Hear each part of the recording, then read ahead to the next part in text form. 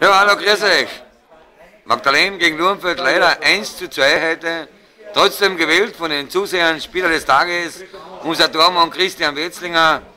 Was sagst du zum heutigen Spiel? Ja, was soll man großartig sagen? Sind wir eigentlich ambitioniert in die reingegangen. Sind wir auch, sagen wir, verdient durch einen Elfer in Führung. Sind wir halt leider 2 Minuten vor Pausenpfiff das 1:1 gefangen. Und eigentlich Heimball festhalten hätte können.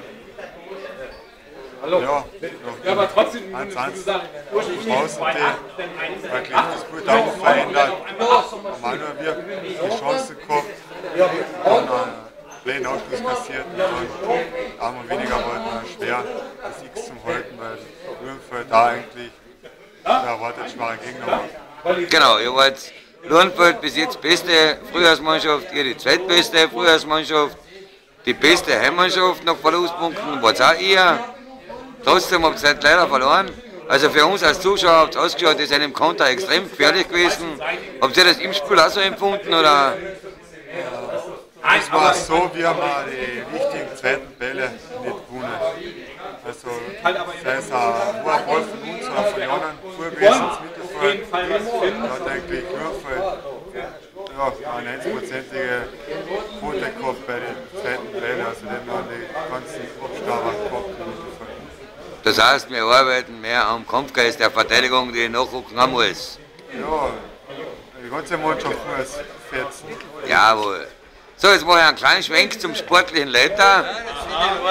Der hat heute mit seiner U16 leider gegen den Tabellenführer knapp verloren, aber dafür als Interimscoach bei der Reserve 6:0 gewonnen gegen Lurnfeld. Dein Fazit? Mein Fazit ist eine Plus-Minus-Statistik von 0. 0,6 verloren, 6 gewonnen. Und das ist Weltklasse. Danke vielmals. Ein weiterer Schwenk zur höchsten Frau beim MSC, die Frau Obmann, Claudia Sandner, die heute ihren 27. Geburtstag feiert. Alles Gute! Und noch der letzte Schwenk zum Co-Kommentator Edi Finger Junior. Servus Michael. Wie siehst du die Arbeit da?